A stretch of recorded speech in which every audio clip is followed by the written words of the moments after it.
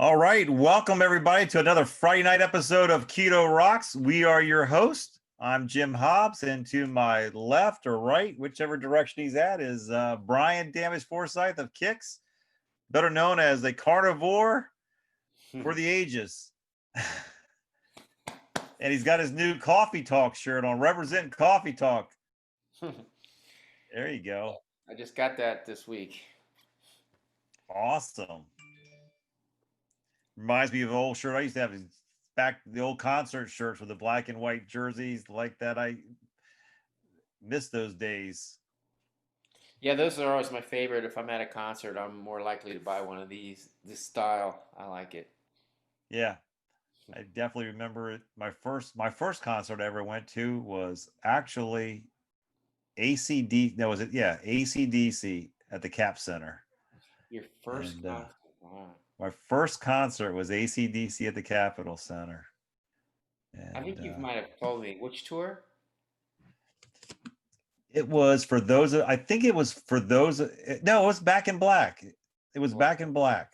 Yeah, it was Back in Black. I was I probably mean, I there. went to see him. You were there? I said I probably was. Yeah. Well, I know you were. I know you guys were there for the Aerosmith one because you guys opened up for him. I had front row seats that concert, but I missed the Cap Center. The Cap Center, I missed that it's no longer there in Largo, Maryland. Yeah, I saw so many concerts there. But I saw AC/DC with Bon Scott there.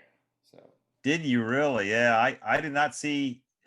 I saw the movie they put out in DC that had Bon Scott in it, at the, I think, Warner Theaters, where we saw that movie. But yeah, well, lucky you. Yeah, I never got a chance to hear Bon Scott live. That would have been a treat. yeah, I only got to see him twice. I saw him there at the Towson Center up in Towson.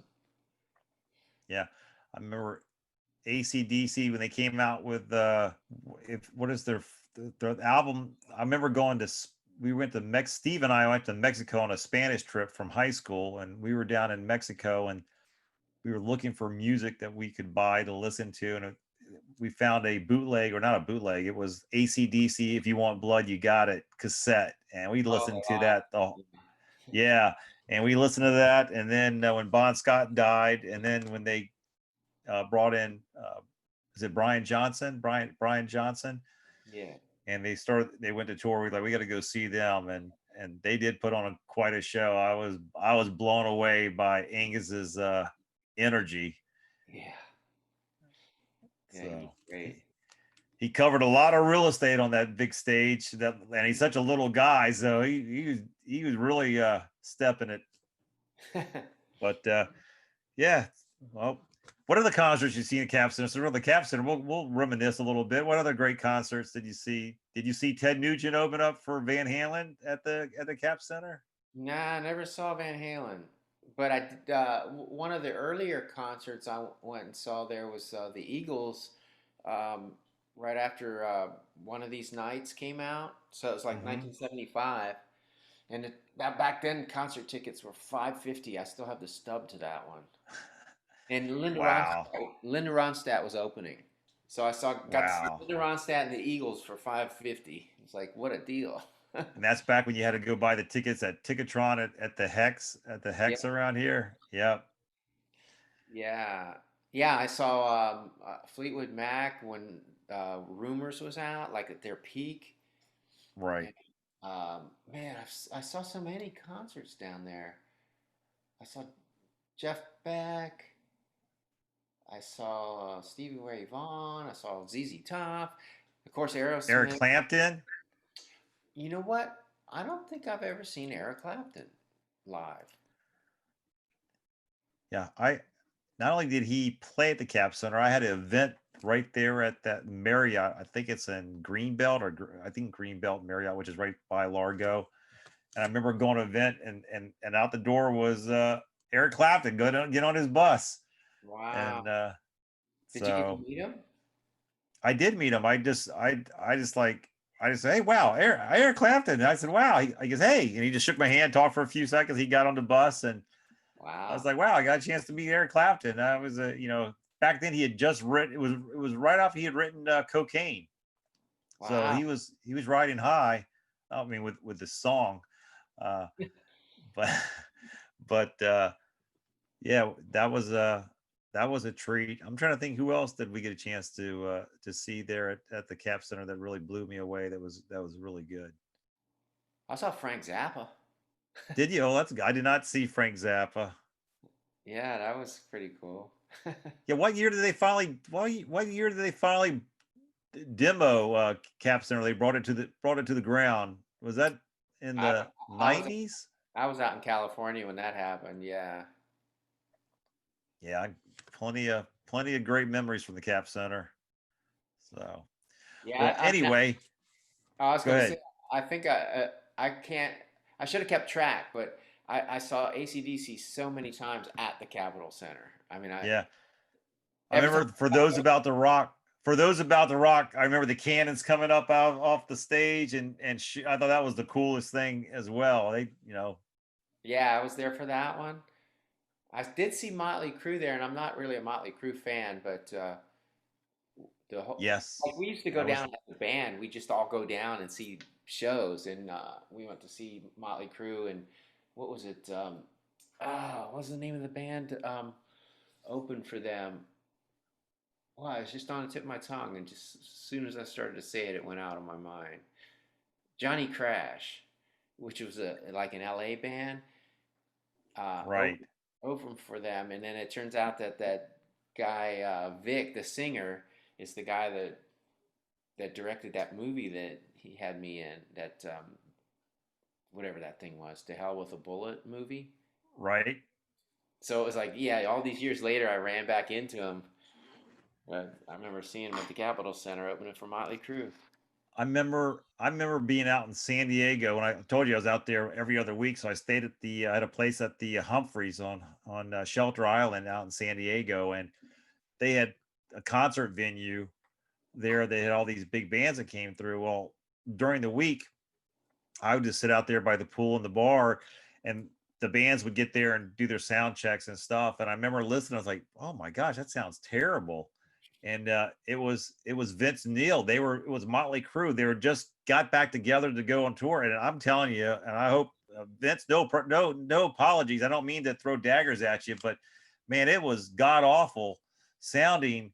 Uh, and I was like, "There's no way they're going to play like that. They can't sound like that and take money from people." But I mean, I guess it got better. But I just know in the rehearsal, it was like one of the first shows they were doing, and they did it out of the Humphreys out at Shelter Island, and oh my gosh, it was terrible. I don't say that to too many bands, but yeah, he was not in vocal form to start no tour. I can tell you that. Yeah, yeah, I can imagine. Anyway, well, what cooking projects you got going on, Brian? What's how'd you celebrate inauguration week? Do you make any special projects? You do anything different? Well, Saturday I made that. I think last week I pulled it out and showed it that that prime rib roast. I did that on Saturday, so I'm still eating that. I mean, it was huge. It was about that big. But yeah, so I haven't started on anything new. Um, I was looking in my freezer. I have a couple racks of ribs down there, and I also have some short ribs that looked really good. I love short ribs. Yeah, So that's becoming my favorite. That's becoming my favorite is the short ribs. yeah, so I'm trying to decide what to do next. I still got that tongue down there too. I just haven't You had haven't enough nerve to dive into that one yet. yeah. Well, I told you my tongue story. I mean, you'll like it. You'll I think you'll like it. I just don't. I've never looked for a recipe to cook it, so I'm interested to see the video you put out for that one. Yeah, I've seen a few. Like back when I first got it, I researched it, but now I'm gonna have to go back because I can't remember what I looked at. Uh, Well, I'll look forward to seeing that one. I actually I got a ribeye. I don't know if you can see that on here, but I just got ribeyes and lobster tails delivered to my house today, thanks to my buddy Steve Stepanek. So, Steve, if you're watching, thank you very much. I will be enjoying. I'm putting the lobster tail and the ribeye tomorrow. Surf and turf on the Traeger tomorrow. yeah, that sounds good. Yeah, we. I think I told you this off air, but Peggy and I did a turkey. We brined a turkey and did that one on Saturday, cooked it on Saturday. So we've been eating turkey since Saturday, and Peggy's was like, I can't eat another day of turkey. Um, with two people, I mean, you got prime rib for a week for one person, but turkey, we had like a 20-pound turkey for two people. We still got a ton of turkey left over. Yeah. So I may end up grinding some of that and putting it in Slinky's food stash He'll with a like that. hamburger. Yeah, well, I know how you feel with the prime rib. I'm starting to get to where it's like, oh, another day of prime rib. A luxury problem. It luxury, yeah. But the people sit there and go, "How do you guys? It's so expensive to be a carnivore or keto." But you know, you probably paid what $35 for that prime rib, or Not even, somewhere's around there, no, it was about $25. It was on sale. right? So $25, and you've had how many? Probably at least 3 days worth of meals or more. Well, today was day 5. I still got one more left, so 6 days, Wow. six Yeah. meals. So 6 of the 25, you're paying for the price of eating a Whopper at Burger King or a Big Mac at McDonald's. So people really, it's not that expensive to go carnivore or keto. Well, yeah, there's the doctor, what's her name? Rogers. She co-wrote that book, The Sacred Cow. They did like a documentary and a book. It's fairly new. They just put out the documentary, but I get her newsletter, and she was talking. She had a list of foods that are more expensive than grass-fed beef per pound, and Right. the top of the list was Snickers bar. Pound for pound, that's more expensive than uh than the The prime rib or not prime rib, but just like grass or fed. ribeye Yeah, right. yeah. And And and there's and a whole list of just regular food that people would buy it. Just the standard American diet crap, but yeah, and most of that is more expensive than the meat if you compare it pound per pound. For the price. well, even go more deeper than that. Like, when you buy eggs, the protein that you have in eggs, and then the proteins that you have in eating meat. Like I'm looking at a chart right now. Um, you guys can't see that, but it's the carnivore cookbook, and it actually breaks down the different portions of the cow and the protein. Like a ribeye steak has 20 grams of protein, a rib roast has 27 grams, a chuck steak boneless has 22 grams. A chicken leg has 29.4 with skin on of protein, grams of protein. So all the protein that you get from beef and from meat is very, and you eat that along with eggs, you got yourself quite a diet there, and to have that type of protein, which is what your body needs to be building from, the building blocks of your body. Hmm. You're not going to get it by eating a pound of Snicker bars Yeah. or a quarter or anything else for that matter. The problem is with the quarter pounder or the Whopper, you're adding the condiments on it and the bread. So if you can take the bread off and just literally eat the meat, you'd be okay. But I'm not even certain that McDonald's and Burger King, well, maybe they say they're 100% beef, and if they say that, I'll have to agree with them. But they're probably not grass-fed beef. Let's put it that way. Yeah. So, Oh, and I'm looking and at. I found that email. It's Diana Rogers is the woman. Um, gotcha. Here's the list of. She had a link that broke it down further, but this is just a quick list of some of the things that are per pound more expensive than organic grass-fed beef, and it starts with Snickers, and this is just junk that people buy that they think they're filling their pantry with. Snickers, Dutch's chocolate donuts, Morningstar Farms black bean burgers, Tofurkey, Tofurkey, deli slices, Beyond Meat beefy crumbles. Uh, so it's like all that imitation meat stuff people think is more healthy and cheaper than grass-fed beef, but it's not. Even strawberries are more Right. expensive. Strawberries, vegan pure protein powder, goji berries, Petridge Farm Milano cookies. She's got all kinds of Hey, stuff on. hey, I used to love those cookies. I haven't had one in years, but I used to love Those are my The favorite. Petrus Farm. Yeah, Yeah. I love those. I mean, you only got 8 in that little bag, but man, they are good. Oh, I'd eat the whole bag. Oh, me too. Yeah, yeah, yeah. I crumble that little Petrus Farm bag. I will give it to them. They know how to market and package their product because uh, it's a great packaging. Yeah. Yeah. Well, that's the thing. I mean, you got the Girl Scouts with their Girl Scout cookies, and even they have downsized the number of cookies you get in the Girl Scouts box of cookies. They have to be really pricey now. What it takes for you to have a box of girl, and I haven't bought some in 3 years, so I have no idea what they cost now. But they weren't cheap back then. Yeah, I think the last time I bought those, I was still working at that pet clinic because one of the nurses that worked there, her daughter sold cookies, so she'd bring the sign up sheet into the lounge and everybody'd order their cookies. Yeah, I love the Thin Mints and the one with the peanut butter and chocolate. I forget what they were called. But the ones with the coconut and chocolate are the ones I like. I wasn't Samoas. a big fan of what were they called, Brian? I think they're called Samoas or something. That's it. Yeah, they were. And then Those they had and the Thin Mints were good too. Yeah, and I like the oatmeal. Oatmeal with peanut butter in between was my favorite. I don't The remember. oatmeal and peanut butter in the middle. It's like an Oreo, but peanut butter in the middle. I used to literally take a whole bag. This is confession session here. I would take a whole roll and just dump them in a bowl and pour milk and I would literally eat that as cereal. Wow. And yeah, that's how bad it was back in my youth. I truly was addicted to those. I truly would just dump a whole packet in a bowl and pour milk and have it as cereal. Wow. So yeah, that was yeah. Those and let me just tell you, the price I was paying was way more than just the price for milk and price for those cookies. The price I paid to my body compared to having just a ribeye or a prime rib or hamburger, uh, way better for me now, and I feel a lot better now than I did back then. Oh yeah, me too.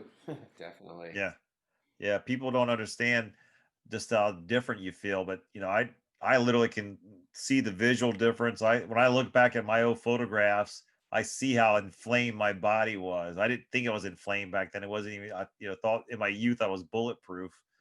Hmm. Um, I really was blowing up, and I didn't even care. So I am thankful for the path that's led me to living a keto carnivore lifestyle for sure, and the impact that I love getting emails. I love getting emails that we receive, and the impact that people get by going on a keto or carnivore lifestyle, and the impact it was had. I know Joan's testimony last week was just so impactful, and a lot of people have commented on that, and in Hmm. regards to, and wow, what a difference her turning keto carnivore has made in her life. Yeah, yeah. I know, and I look back, because I never had a weight problem, so it seemed like I could eat anything I wanted and get away with it. But I was probably in reality was what they refer to as the skinny fat, where I looked Right. skinny on the outside, but my insides were rotting away. That's funny you say that term because I literally used to work at a restaurant, Lazy Susan in Woodbridge. Then they converted it in my junior or senior year to skinny fat. So when you said that, it just brought back a flood of memories called skinny fats. Uh, Yeah, so actually, the technical term it really refers to it's just the fat around your organs. Like you still have all that stuff in there, but you just can't see it. Your body's not fat; it's all inside. right, right, and so And your heart's got, yeah, and all your pancreas and your liver's got fat in it, and all that. and they're working overtime. And meanwhile, on the outside of the cup looks like, oh, he looks good. Yeah, Inside the cup, he can eat anything. It's like what after a was while, that commercial? Mikey, that's Mikey. Give it to Mikey. He'll eat anything. yeah, yeah. Then years down the road, it all catches up. Yep, that's just like what was that commercial what was that guy's name they used to have as a spokesperson for Subway subs? Oh, Um, that guy. Yeah, I can't remember his name, but he Yeah, ended up going to jail. But I remember he had the big pants he would hold up and where he used to be, and then every day he supposedly ate a sub and he lost all that weight, uh, and now I think he's in jail, yeah, for something. unfortunately. I forget what he Yeah, did. But yeah, I don't think it was good, but yeah, I think whatever it was, he no longer became their spokesperson. I think they dropped him like a hot potato. But talking about hot potatoes, one of the things we've been discussing, I think, since the inception of doing Keto Rocks is that, gathering together and doing a Keto Rock Summit. And we finally have confirmed the venue. We have it locked down. So if you've been emailing and asking, when are we all getting together and diving in this together, mark on your calendars August 6th through the 8th. That's a Friday. We'll have a link where you can register here in the next couple weeks, and it'll be from Friday to Sunday. But if you want to go ahead and block off those dates, go ahead and do so. And hopefully, uh, by August, uh, we'll have COVID in the rearview mirror, and things be a little bit more freeing, and we'll be able to do a little bit more stuff than to come together and be 6 feet apart. Yeah. Hey, I wanted to ask you, we were talking about short ribs and stuff earlier, but have you ever done lobster on your Traeger? Have you ever done lobster, Brian, on your Traeger? no, I've actually I've never cooked lobster. Well, um, I'm going to do that tomorrow, so I'm going to find out how it does. I've the only seafood I've done. Well, I've done. I guess I'll just crank it up and Yeah, I was gonna say I've done salmon, I've done shrimp, and I've done scallops on the Traeger. But that's about it. how'd your scallops turn out? How'd your scallops turn out? Those are good. I smoked them and then I took them off there and threw them on the griddle and seared them after that. But I've also just thrown them straight on the griddle too. That works just as fine. it do- the smoking it didn't really seem to affect it that much as far as the flavor.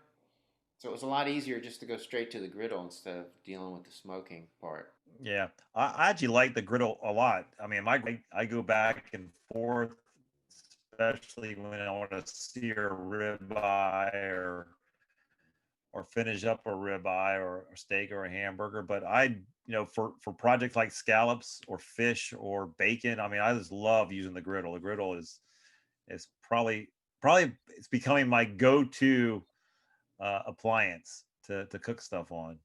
Yeah, the only downfall with mine is I gotta carry it out there.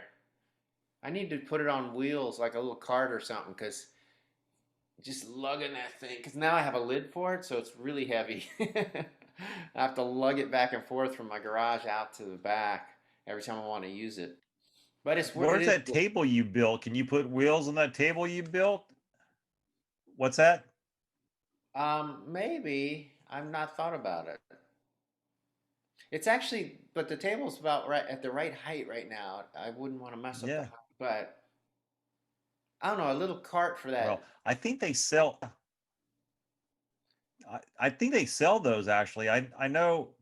I know. I bought the same size you have. That's the portable one. I just have it sit on a table out in our back porch, and it's so I don't move it. So therefore, it's not a problem for me. Um, but I think they do make carts for. I don't know if they make it for those portable ones to sit in, but I know they make versions that do have Well, I know a that stand. yeah, they make a stand. I don't know if it's an actual cart though, but I could probably make something work. It wouldn't be that hard. Even like a cart that you would get for like a kitchen. Yeah, for your microwave, you could probably just get just a wheel Yeah. out there, put it on there, and just wheel it out there from your downstairs or garage. Yeah, I'm probably gonna end up doing that just because I don't want to throw my back out lugging that thing back and forth. Yeah, they're Especially not light. That's Well, especially when the thing gets full of grease, that little pan, because you have to be sure you don't tilt it too much because it'll overflow. Yeah, I've had that problem too in cooking bacon all at once, and all of a sudden I start, where's all this grease coming? It's and that pan's overflowing down onto my cement, and then I gotta power wash the concrete. Yeah, I the first it's got that foil liner, and the first one the one that came with it was like all bent, so it would drip down and it would kept missing the edge of the liner and go down onto like I go to move it out back into the garage and there'd be a big huge spot of like Oil spot.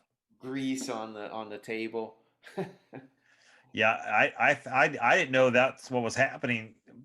Peggy actually caught it. Slinky came in and his ears were all greasy. She's like, "What happened to Slinky's ears?" Well, he was down there under the table licking that stuff up, and the stuff was just dripping all over his head. Oh man. And yeah, poor Slinky. Um, but so then I was like, "Oh, I know what happened." And now I make sure before I cook anything, I make sure I got that thing empty because it doesn't take long, especially if you're cooking bacon, for that thing to get filled up with grease. Yeah. Well, the other thing too was running between the liner and the little plastic or whatever that little tray.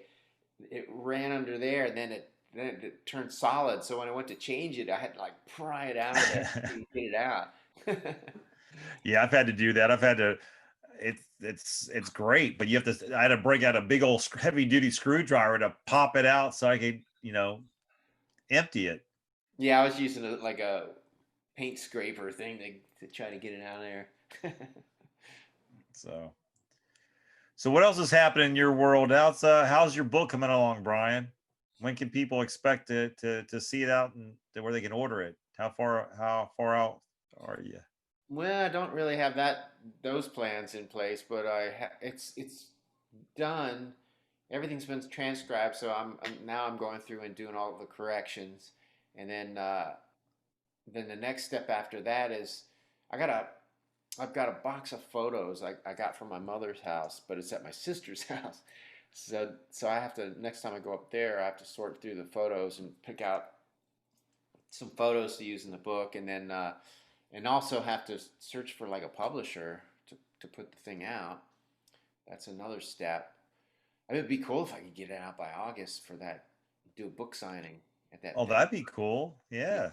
Yeah. If Oh, I there's a date. Well, there's a date we'll try to push you along. So we'll give you something to shoot for August 6th. Yeah, I don't know how quick the turnaround is like book out, but Yeah. I have another good friend. He's a engineer. He's just completed a book. I think I've brought him up before, but he called me today because he had a little issue with the person who was formatting the book. Like they had never formatted a engineering book, and so it's different how you format a typical storyline book.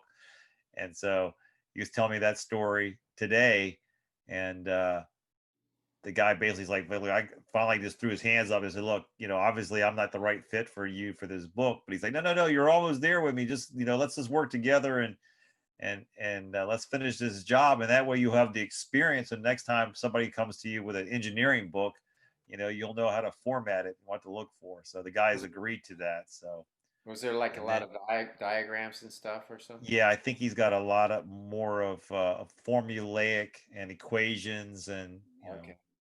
that engineering language that just way above my IQ and my head. Gives me a headache even pronouncing those or even discussing it. I love the guy to death, but so and he's very talented and very good. Travels the world what he does. So people who are in that field are going to really gain a lot of insight and be a great book. So uh, I'll when he gets it published, I'll put it on the notes so people who are on the engineering side can take a look at it. It's a great read for those people. So, well, cool. Well, what you said, no cooking projects. I'm actually working on. I don't know if you saw the pictures. I don't know if I talked about it last week, but I bagged over 100 pounds of hand ground beef and turkey. Oh, I saw the Um, photo. Yeah. yeah, so I bagged in my freezer right now as just put the bones that I don't know, I talked off air or on air, but I went to the farm today, Whiffle Tree Farm in Warrenton, and got the free range eggs, and they were giving away bones, and so I got 2 packs. I got like 40 pounds of bones. My freezer is now totally full at this point. Like I can't fit one more thing in there. So 100 pounds of beef. I got prime rib. I think I still got 5 of those big old Thanksgiving turkeys still stuffed in there. So I got probably 100 pounds worth of turkey, which I'm not going to touch that for a while. And Wow, they and take then up I room though, don't they? oh, they're huge. I mean they're the problem is they're on there so long the shelves start to bend in because they're so big.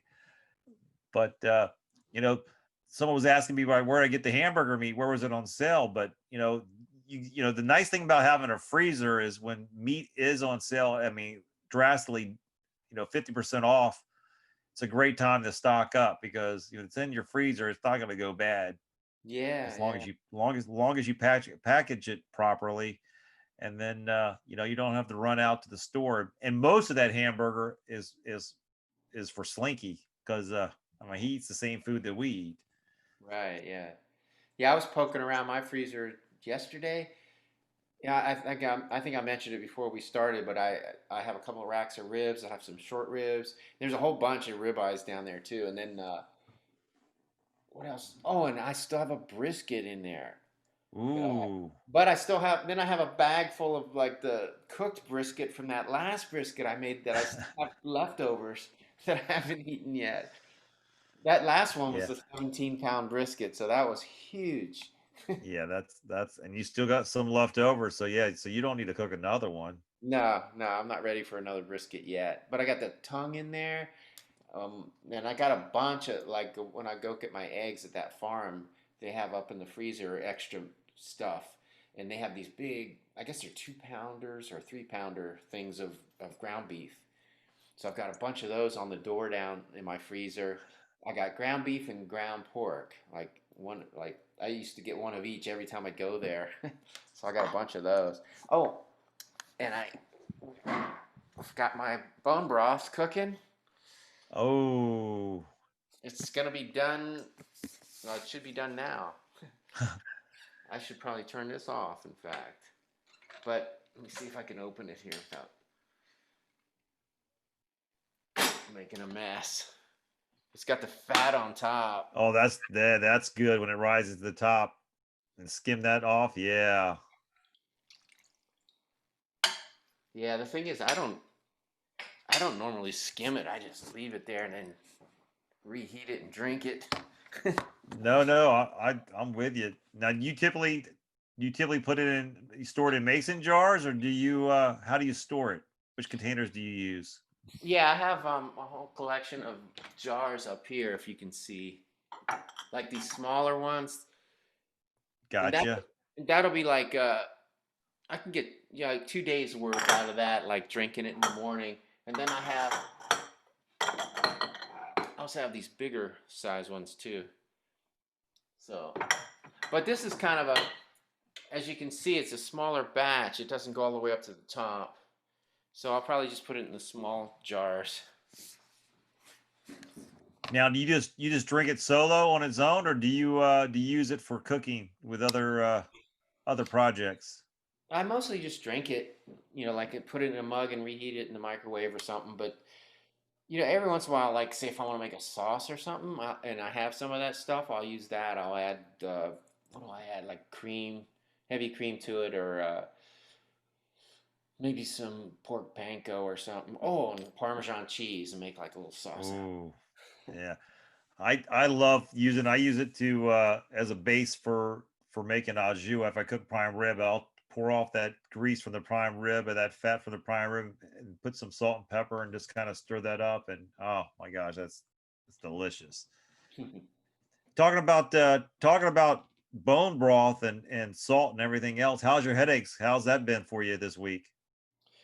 I've had a couple small ones, but nothing like it had been. I mean, they've subsided a lot, but I've sort of, I was holding back on the salt, but you know what? I think it's the electrolytes now. Really?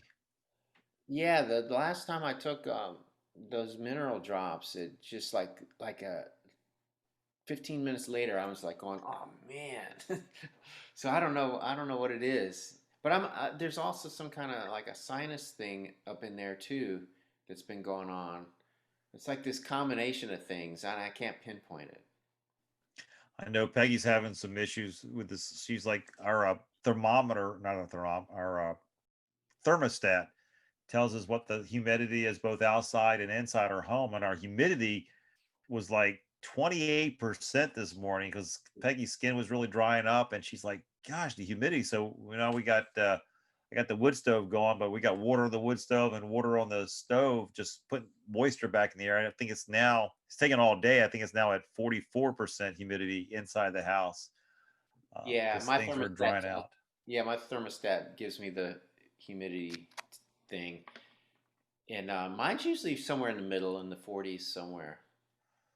Yeah, 40s is okay. 28%, it's kind of dry. And I mean, your skin, you're really, thirsty. It's amazing how different, it really does. Talking about thirsty, I'm going to drink some water right now. Yeah, I think they say it should be above 30 at least. Well, it definitely makes an impact. Well, I think next week we're going to have the one and only, the one you guys know is Emily's coming on the show to share her testimony with all of us. And for those of you who have not met Emily, you're in for a real treat. I know Emily went probably keto about a year ago. Brian, does that about sound about right? A year or two? I know she Yeah, followed your lead, yeah, I've lost track, but yeah, it's been maybe over a year. I can't remember exactly, but but she's been posting a lot of pictures before and afterwards, and you can see the what the lifestyle of going keto has done in her life. And she's lost a lot of weight, feels better, and so she's willing to come on and share her story and her transformation that's taken place in the last year or two. Thanks for following Brian's lead in his lifestyle. And so you guys are in for a real treat next week to hear what Emily has to share with us. yeah, that should be good. All right. Well, it's that time again. So we are going to cut ties with you all. Thank you for coming and joining us and hanging out with us on another Friday night. And as always, I'll let Brian end us. Like always, eat your meat. See you guys next Friday.